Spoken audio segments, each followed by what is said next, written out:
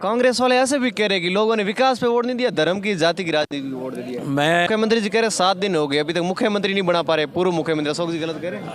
नमस्कार, मैं हूं भगवान राम धोरीमीना, आप देख रहे हो आपके मोबाइल की स्क्रीन पर यह शख्सियत भारतीय जनता पार्टी की ओर से सिवाना विधानसभा से तीसरी बार ऐतिहासिक जीत के साथ में पधारे भारतीय जनता पार्टी के कार्यालय श्री हमीर सिंह जी भायल साहब, जो पहले दिन को बहुत बहुत शुभकामनाएं हमारे दर्शकों की ओर से। आपको भी बहुत बहुत धन्यवाद। मैं देवतुल्य जनता का धन्यवाद करता हूं, 36 कौम का, कि उन्होंने एक कार्यकर्ता के रूप में कार्य करने वालों को भी तीसरी बार जिता कर राजस्थान की विधानसभा में भेजा है। तो मैं जनता का धन्यवाद करता हूं। आप इंटरव्यू ले रहे हो, आपका भी धन्यवाद।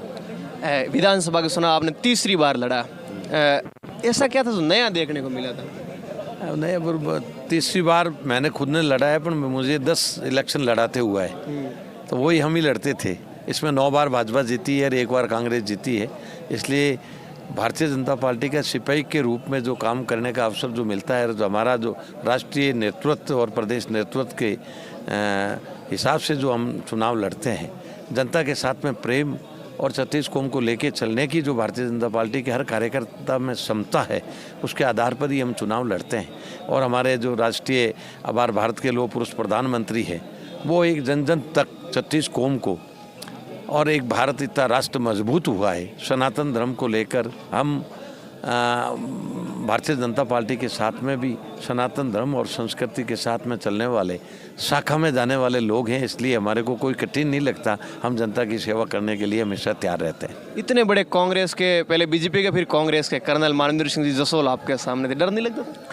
ये सिवाना में इस बार घमासान था। सिवाना में आपने देखा होगा कि राजस्थान का मुख्यमंत्री जी आदरणीय अशोक जी गहलोत और मिनी मुख्यमंत्री जोधपुर के जो परिहार साहब थे, उन्होंने पूरे लवाजमे के साथ में सारे अधिकारी लगा दिए थे। उन्होंने जोड़ तोड़ और कई तरह की विसंगतियाँ फैलाने के लिए कोशिश की, परंतु सिवाना की जनता ने धैर्य के साथ में हर चीज़ का जवाब दिया। आदरणीय मानवेंद्र सिंह जी, वो भी, उनको तो ये अशोक गहलोत जी जादूगर है जो उनको मिटाना चाहते थे, जो इस वजह से, और बाड़मेर के 1-2 नेता और थे, तो इनको इधर धकेल कर उनको भी सारा जो सपना साकार करना चाह रहे थे, वो सिरोही में ओटाराम जी को हराकर एक प्रजापति जी को टिकट देके जैसे सीएम जी को जिताया था, उस हिसाब से सुनील जी को जिताना चाह रहे थे। पर वो ये सिवाना है, इसलिए सिवाना में वो पार नहीं पड़ सकती। सिवाना में भाजपा का झंडा लहराया। कांग्रेस वाले ऐसे भी कह रहे हैं कि लोगों ने विकास पे वोट नहीं दिया, धर्म की जाति की राजनीति पे वोट दे दिया। मैं, आपको ध्यान है कि 2093 के बाद में जो सिवाना का विकास जो हुआ है भाजपा के राज में, ये ज़रूर मैं कह सकता हूँ कि 18 से 23 तक सिवाना को एक राजस्थान में नहीं मानते हुए कांग्रेस के जितने भी लीडर थे, उन्होंने सिवाना में कोई कार्य नहीं होने दिया। पोखरण पलसून योजना जो थी, उस योजना का 6 तारीख को आचार संहिता लगी थी, उसके बाद में 1 फीट भी पाइप नहीं डाला। पर सिवाना की जनता को विश्वास था कांग्रेस कुछ नहीं कर सकती, भाजपा ही करेगी और हमीर सिंह हमारा कार्य करेगी। क्योंकि 13 से 18 तक मैंने जो हर विकास की नींव को गति दी थी, वो जनता को ध्यान थी। जनता मतलब अपने जनप्रतिनिधि को भी पहचानती है और पार्टी को भी पहचानती है। इसलिए जनता काम पे भी वोट देती है और मुद्दों पे भी वोट देती है, आचार विचार पे भी वोट देती है। तड़क भड़क से या बाजी लगाकर कोई हमले के रूप में आते हैं, उनको वोट नहीं देती है। इस बार देखा मैंने, मैं अकेला प्रचार में, मेरे कार्यकर्ता तो थे, पर मैं अकेला हर गाँव में और ढाणी जाता था, और वो 100 गाड़ी के लवाज में जाते थे, पर उनके साथ में आदमी होते थे, वहाँ 30 ही मिलते थे। मैं अकेला जाता था, मुझे 500 मिलते थे। वो एक जनता का प्रेम और स्नेह और विश्वास था। मुख्यमंत्री जी कह रहे 7 दिन हो गए अभी तक मुख्यमंत्री नहीं बना पा रहे, पूर्व मुख्यमंत्री अशोक जी गलत कह रहे हैं? अशोक जी गहलोत कह रहे हैं, वो तो 1 साल 1.5 साल तक ही होटलों में बंद रही थी पूरी सरकार, और क्या हालत 5 साल में देखी। मैं विधानसभा में ही था नहीं। तो ये तो प्रक्रिया है, प्रक्रिया के तहत अब पर्यवेक्षक नियुक्त हो गए हैं। उसके बाद में विधायक दल की बैठक होगी और उसके बाद में मुख्यमंत्री तय होगा। राजस्थान में मुख्यमंत्री बनेगा भाजपा का, सरकार बनेगी और कार्य होगा। मारवाड़ की जनता से कुछ कहना चाहोगे? मारवाड़ की जनता का सबसे बड़ी प्रॉब्लम है पेयजल की।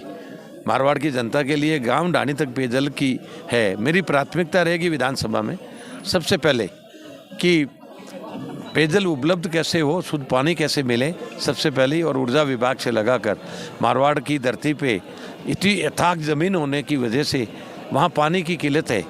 मतलब वहाँ अगर नहर का पानी आ जाए तो उसके लिए भी प्रयास करेंगे हम। नहर का पानी आ जाए तो फिर पंजाब और हरियाणा भी पीछे रह जाए। इतना अनाप शनाप अनाज उत्पन्न हो, पूरे देश को हम पूर्ति कर सकते हैं। सिर्फ एक पश्चिमी राजस्थान भी वो पेयजल की उपलब्धता पे विचार होगा और इस पे पूरी कोशिश करेंगे। एक सवाल पूछ लेता हूँ, वैसे आप मंत्री बनने ही जा रहे हो, तो ऐसा है कि पिछली बार जो कांग्रेस के राज में लोग रीट से बहुत परेशान रहे, बेरोजगार लोग थे, अब की बार युवाओं के लिए रीट से लगाकर जो 21 बार पेपर लीक होना और युवाओं के लिए जितनी विसंगति हुई है उसको दूर करने की ठोस प्रयास करने की कोशिश करेंगे कि ये दोबारा राजस्थान जो बदनाम हो चुका है, पेपर लीक में बदनाम हो चुका है, महिला अत्याचार में बदनाम हो रखा है, और आपको ध्यान होगा प्राथमिकता के तौर अपराध में भी राजस्थान फर्स्ट नंबर पे। ये राजस्थान बदनामी की धरती से निकल जाए। ये राजस्थान पूरे भारत में सर्वश्रेष्ठ रहा है सदियों से, और वापस कैसे लौटे ये कोशिश होगी। थैंक यू, धन्यवाद। ये थे मेरे साथ बादल साहब जिन्होंने अपनी बात रखी। Thank you.